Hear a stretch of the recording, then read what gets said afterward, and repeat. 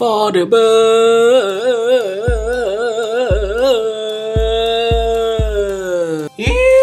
สุขสันต์นั่งชมวิหกอยากเป็นนกเหลือเกินฮิฮิ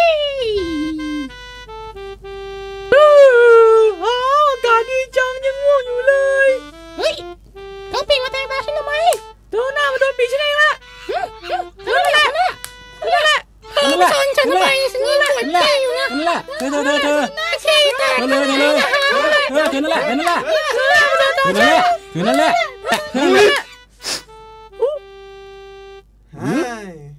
เอ๊ะเฮ้ยท่ายากอ่ะแกกระโดดได้เดี๋ยวฉันจะบินให้ดูไปกันเถอะ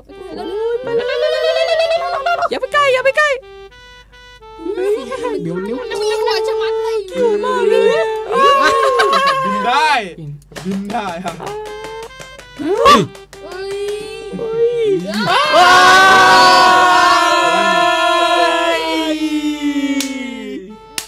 ออกไปเลยอย่าใกล้มันนะขยะเปียกไม่รู้เป็นอะไรน้องไม่ขอ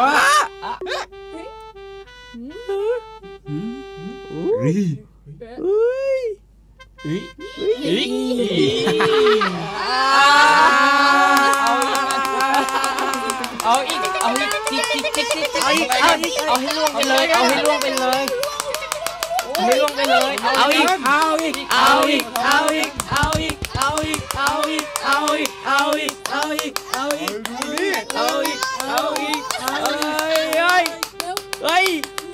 จะตกแล้ว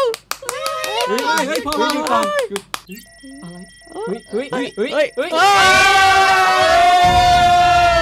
สี่กุมารอันกา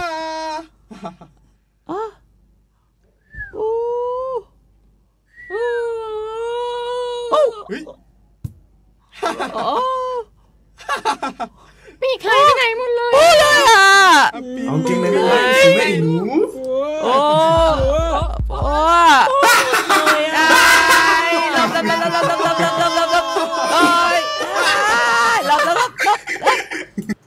จบแล้วครับ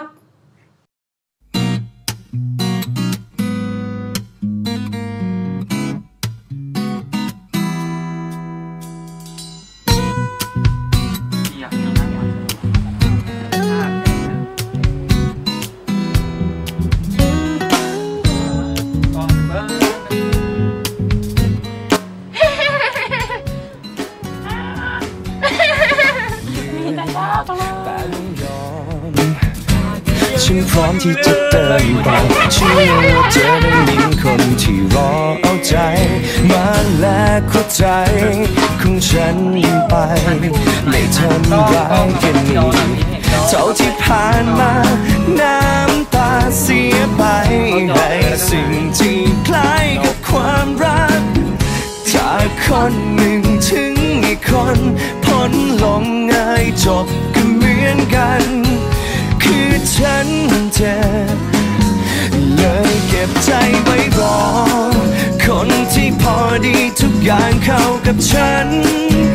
คนที่มีหัวใจเหมือนกันคนนั้นเป็นเธอได้ไหมหัวใจมันบอกยอมทุกสิ่งยอมทุกอย่างให้กับเธอ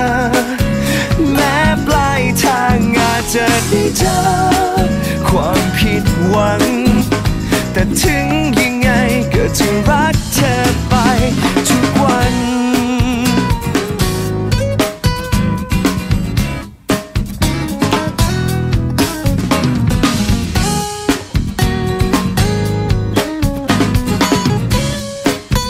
จะรักเธอไป